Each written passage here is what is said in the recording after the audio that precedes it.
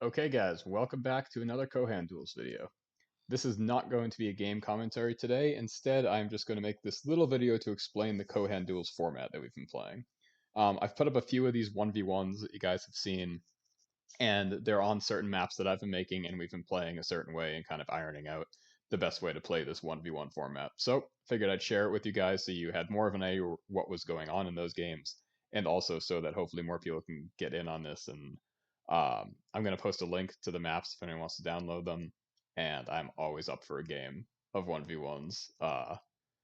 This is just, I've just been trying to kind of figure out a fun competitive or semi-competitive format for Kohen, more than anything for the purpose of community building for this game. I really think that having a little bit of a small competitive scene, no matter, it doesn't mean it has to be super, super serious competitive, but just having that little bit of a competitive scene is just always something that can add to the longevity of a game and add to the community of a game. My dream with this kind of stuff is I want to get more people playing, doing these 1v1s so we can have like little tournaments, so we can kind of have like, people start to figure out builds more and kind of add to that whole community. There certainly is ways that people have been playing this game for years and a lot of builds figured out and all that, but I kind of want to breathe some fresh life into it. And people seem to play bigger team games, and I'm just personally really into 1v1s. I think there's a lot of good reasons for that. The games tend to be shorter. It's a lot easier. You don't have to get 6 or 8 people together. You can just have 2 people together and be able to play. It also, one of the problems with doing big team games in a competitive environment is that it makes it a lot harder for people to get into it, because then, I mean, you're supported by your teammates, but you're also kind of, you have other teammates relying on you. When you're just playing 1v1s, it's a lot more like you're just going in there doing your thing, and you might get your ass kicked, but that's fine. You're not letting anyone down. If you try to get into like a bigger team game with a lot of people who are way more experienced than you and who kind of expects a certain level of play out of you, it can be intimidating and it can stop you from wanting to play. This way, people can more play, find other people of their skill set, or of their skill level. People who are beginners can play against each other. People who are have played for longer can play against each other. Um, so yeah, it's something I'm really interested in building in the Kohan community. So I'm here to explain the format to you guys, what we've come up with so far. And it's open to change for sure. If we find that there's things about it that don't work, that make certain builds broken, that make certain factions broken, we've really just tried to make like a fun, different, open build or open format. I want to make a format where all the factions and all the units kind of have their place and are viable. So, anyways, here's what it's about. Starting gold is 575. As you can see, that's less than some other people play with. And again, the reason being is just for, more than anything, is just to make it different, just to have different builds. So, a lot of other people have been playing with like 750, 800, and you can do a lot more and a lot different builds when you have that much gold. So I'm trying to start out with less gold, and that is going to kind of make force everyone to think differently about the game. Only 2 heroes instead of starting with a lot more than that. I think that's just kind of a solid number. You have your 2 heroes. Aside from that, you're just relying on actual units. And no outposts. I don't particularly like starting outposts. The only reason I would want to add them is if it just got discovered that there are some like rush builds that are just way too broken and that you can't stop, and that we need to have outposts to stop it. But aside from that, I prefer not having outposts.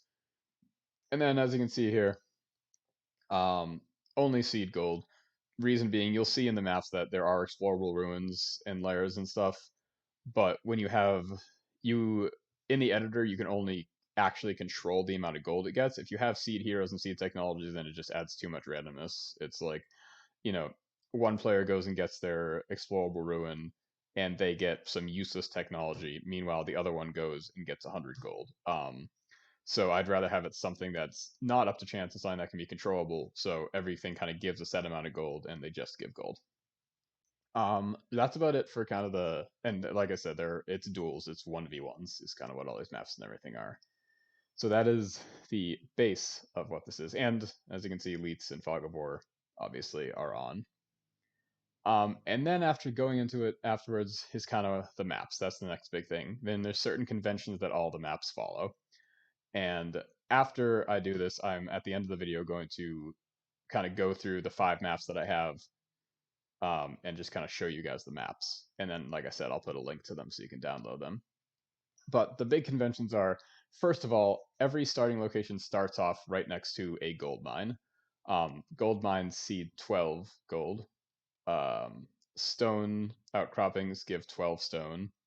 Um, the ironwood groves, the wood gives 8 wood. The iron mines give 8 iron, and coldahite fields give 5 coldahite. I also have mines in there that are called holy oases that are coldahite spires, but they give 18 coldahite and then 6 of every other resource. But they're usually guarded by a dragon nest. So you start off with gold right near you. You will always start off with wood very close to you, but not quite within your original supply zone. You can usually either get the wood by settling your first settlement near it, or by getting like an upgrade and a supply post or something else, a wizard's tower or something that ups your supply. So there's always wood within reach, and gold starts right there. And so that's, a little thing like that adds a lot different strategy. There's now a lot more viability to perhaps getting engineers early because you are guaranteed to have that gold mine right near you, and that's kind of part of your starting gold. And then aside from that, there was other ones that are just kind of scattered about the map for mines. And then for explorable ruins, this is another big part of these maps, is that every map has an explorable, at least one explorable ruin close to each player, and usually it's an ancient ruin that seeds 70 gold. So that's becomes a part of the strategy. Is players, ideally both players going in know the map and know where their explorable ruin is, and so that kind of becomes the question: do your first settlers, do you waste time and walk the extra 30 seconds to get your ruin before you settle, or do you just get scouts really quick and go to get those ruins? Do you get your engineers first and get those runes? So that's kind of part of figuring out this format and playing these maps. Um, and then there's often other explorable ruins on the map. And then there's monster lairs, and those aren't in any 100% particular place. There's often going to be a monster lair that's kind of like outside of the main spot where you start, but not every map. Some of the maps that just kind of didn't fit in to do that. Um, and then in terms of how the maps are designed, they they always try to have a design of open areas mixed with choke points. The choke points are never tiny, but enough where you can kind of put an outpost down to hold a choke point, kind of thing. I don't particularly like playing in wide open maps because I feel like it makes cavalry way too good. A lot of people talk about like goons and horse archers and goats like being the best units in the game, and um, they still very well might be some of the best units in the game in this format. But I think a big part of that is because when you play on wide open maps, their maneuverability is just makes them so much better than everyone else. But if you have choke points, if you have columns, if you have areas where their mobility isn't as powerful, then you can be just as viable with grenadiers instead of having goons in a particular place. And so hopefully that will make the format so that you know people will be getting infantry and grenadiers as often as they'll be getting goons, and each of them will kind of serve different roles. Um, so that's that. There's neutral cities on most of the maps. Not every map has neutral cities, and the ones that do will have different ones. Like there's not some maps have a Haroon, some don't. Some maps will have a Gari, some don't. And neutral cities always start with walls around them just to make them a little harder to get. All the maps too are either just symmetrical or rotationally symmetrical. Point being, the idea is that there's never any advantage to one starting location versus another. I was pretty meticulous about making it so your like your explorable ruin, your ancient ruin is exactly the same distance for each player in both starting locations. The map is exactly the same. Um, whether it's just spun or kind of mirrored, it's exactly the same for both players no matter where they start. So yeah, I think that's about it. Let's get into showing you. Oh, and I guess another thing, most of the maps are 128 by 128, and then I have one map that's larger at 160 by 160, and one map that is smaller at 96 by 96. Um, yeah, I think that's about it for that.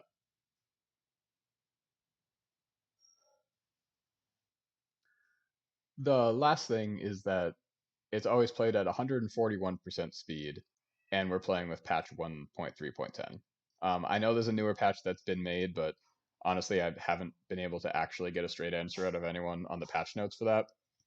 And I've it's kind of one of those like if it ain't broke, why fix it thing. 1.310 seems great to me. The only thing I noticed about that newer patch is that citadels only cost 100, and upgrading to citadels only cost 100, but it takes a really really long time. Which I'm sure there was a reason for that change, but just as I haven't really seen a reason, and I really like what patch 1.310 did to the game, I haven't had a desire to change it from that.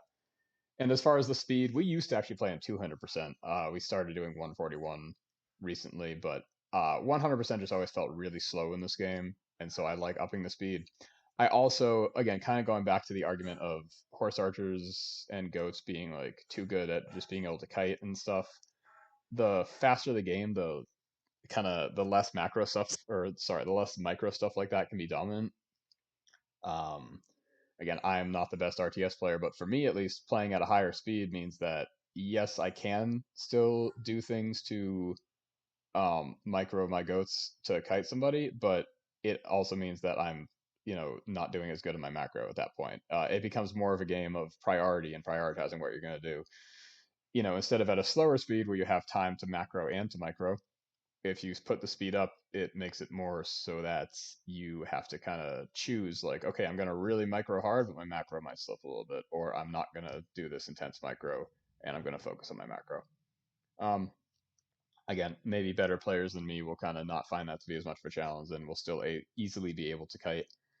And that might be an argument to play at 200%.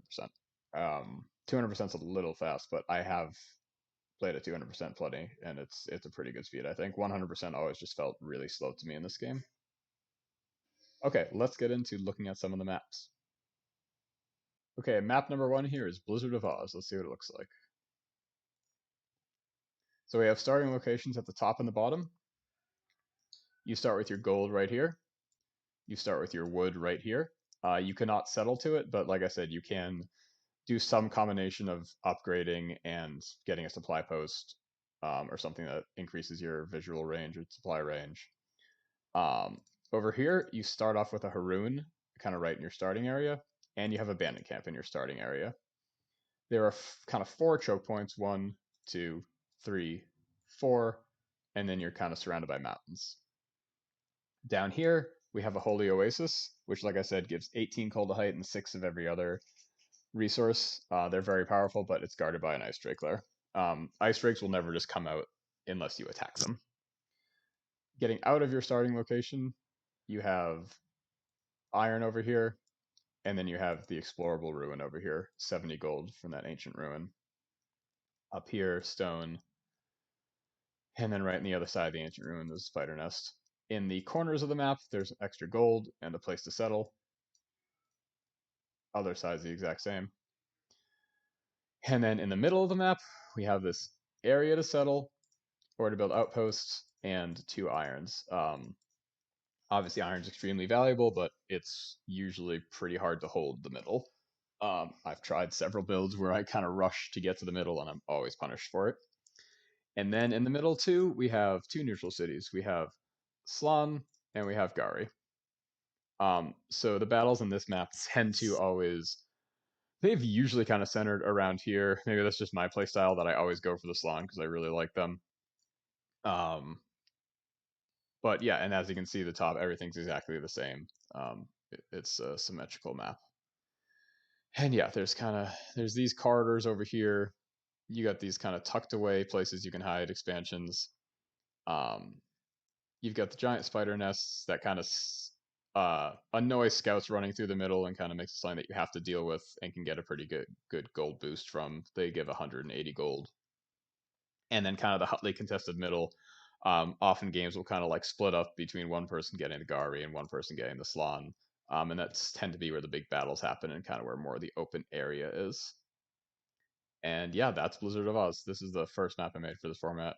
Um, it plays pretty well. I like it a lot. Definitely, it can be a pretty Haroon heavy map because you start with that Haroon right next to you, but that's just That is part of the map, and like I said, it's not every map even has a Haroon on it. Not every map has a Gari or Slan. It's kind of different for every map, and so that kind of gives a little bit of different strategy for every map. Okay, that's Blizzard of Oz for you.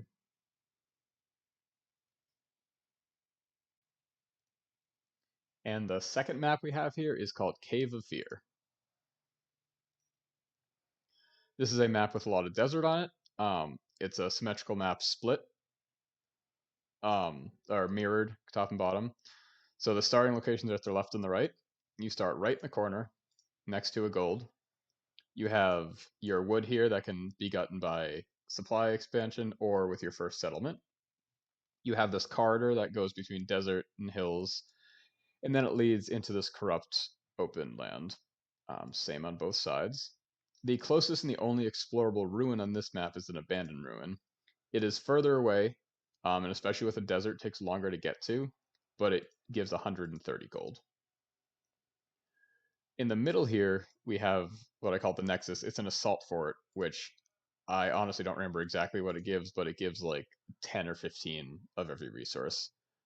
It's not particularly hard to take, but it's extremely hard to hold because if you use your resources to take it, unless the other player is kind of not paying attention at all, they will usually try to take it right back. Most of the games we've played, it's been near impossible for anyone to take it, and it's actually been the downfall of a player a lot of times. If they get greedy and try to take it, the other player is usually able to immediately come in and punish them. Um, so it's like if you get it, you have a pretty big lead, but it's very hard to take.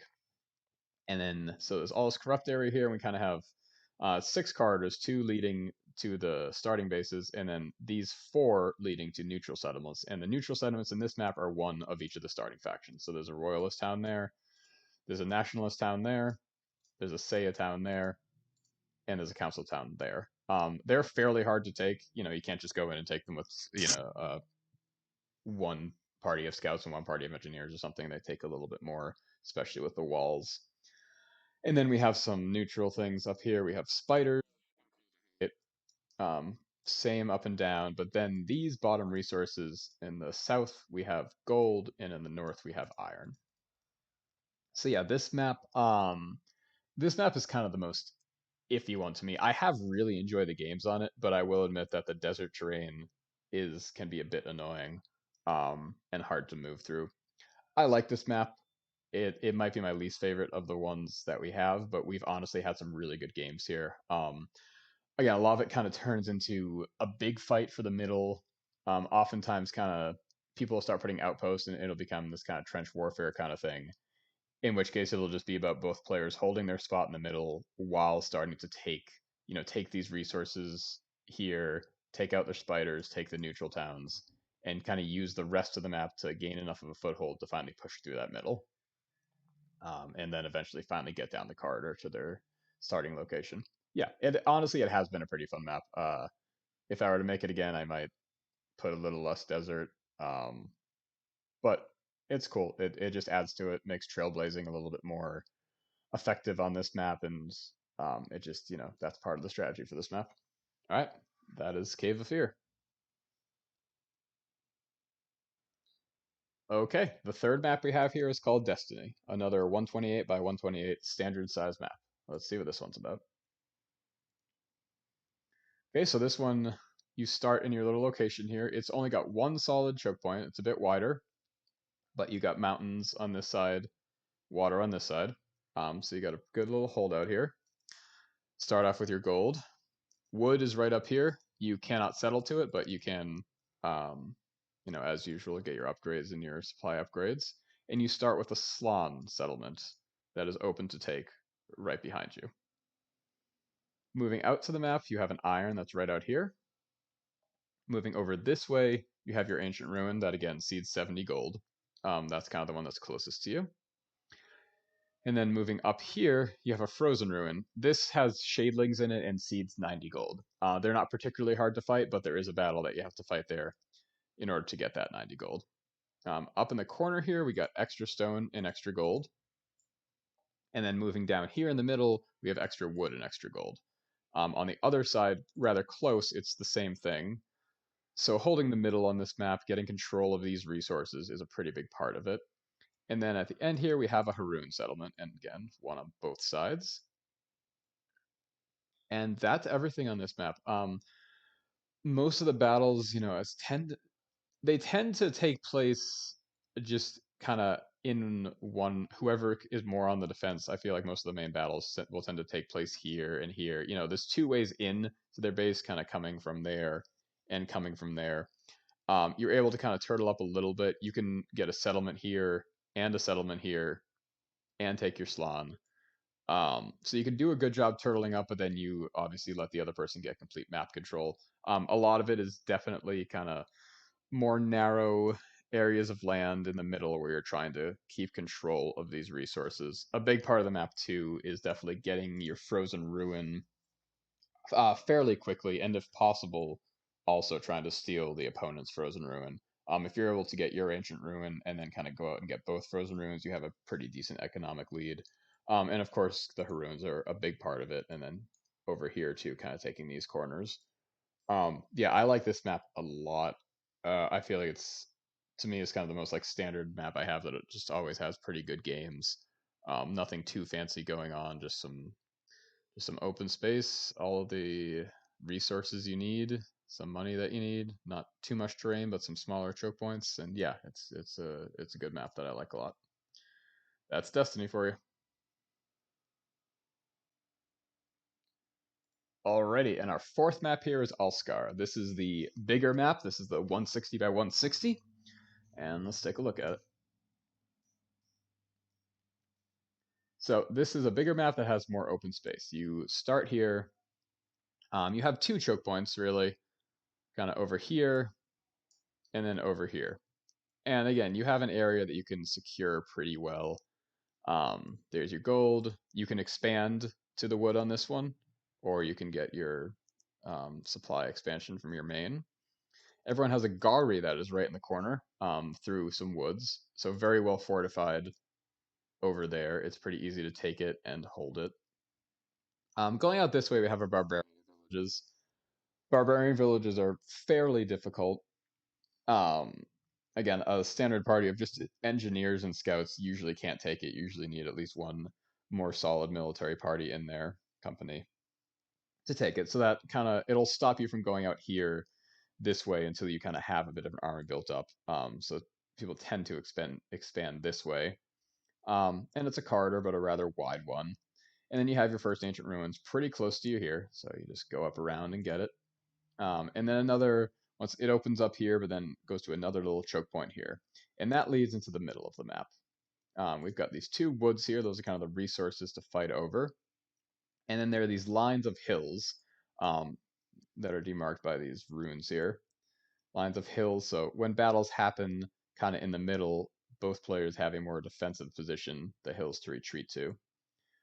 Down here, when you get past your barbarian village, then you get that iron deposit right there. And then over here, we have a Draga enclave. Um, so often, players will start expanding this way once they have their military, take out the barbarian village, and then start expanding this way. And then start going to the middle of the map. Or obviously, you can kind of go this way towards the middle of the map. And then the big thing is kind of over to the left and the right. In these corners, you have a lot going on. There's these Kaldahite fields.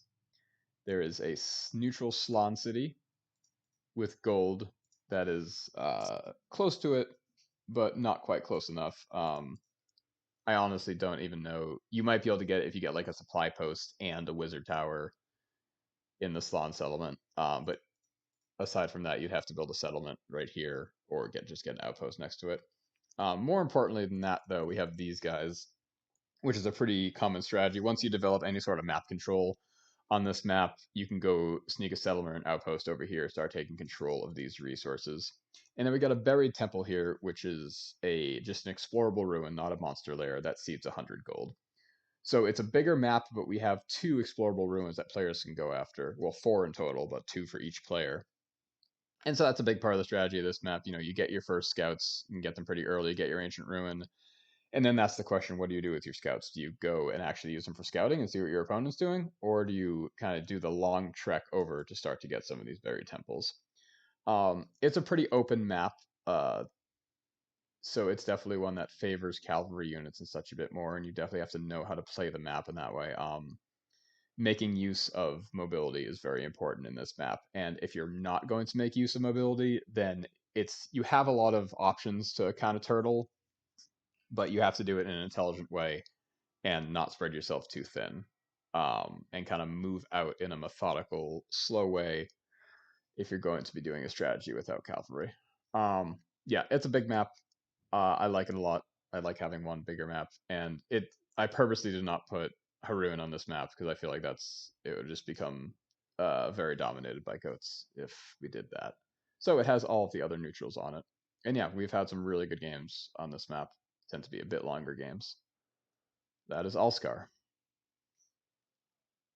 And the fifth map we have here is Vargen. And this is a smaller map. This is the 96 by 96. So three normal size, one bigger, one smaller. Let's see what's going on. So this is a map with a lot of corrupt land. You start off in your kind of base here, and you have, these two choke points up here and the one over here. As always, you start off with your gold there and your wood. You can expand to the wood. You can get supply to the wood. And then when you move out here, this is the Ancient Ruin, very close, but it's a small map. Same here for the northern player. This is their Ancient Ruin. And then moving over here, we have a bandit camps are fairly easy to take. They can certainly engineers and scouts, maybe just engineers if it's a full engineer party with a Kohan or something. And they're just kind of blocking you from getting your iron. And then moving out over here, we have interesting stuff going on. We got two Kuldahite fields pretty close to each other. You can easily get a settlement there and be in range of both of them. Or if you want to stick closer to your iron, get a settlement here. Or if you just get your first settlement here and you're moving out more slowly. And then in both the corners over here, we have another holy oasis guarded by a dragon lair. The dragon lair is same as in Blizzard of Oz. They give 250 gold, and then of course they give access to this very powerful holy oasis. Um, the dragons are fairly hard to take. You can take them with like three goon parties, maybe two goon parties and one other lesser party, but they definitely take a good little bit to try to get one of them. So that's a big strategy of the map. It's like, when you're kind of locked in battle with your opponent, when do you actually have time to go over and try to take that dragon there? If you're able to make that time, you're very much rewarded with a huge resource boon and a pretty big gold boon as well. And then you got this megalith, another explorable ruin that gives 40 gold. So that's kind of the strategy. You go out, you get your ancient ruin, and then again, if you want to use your scouts to scout, they go here. If they want to go a little more to the side to get some extra gold, they can go to the megalith.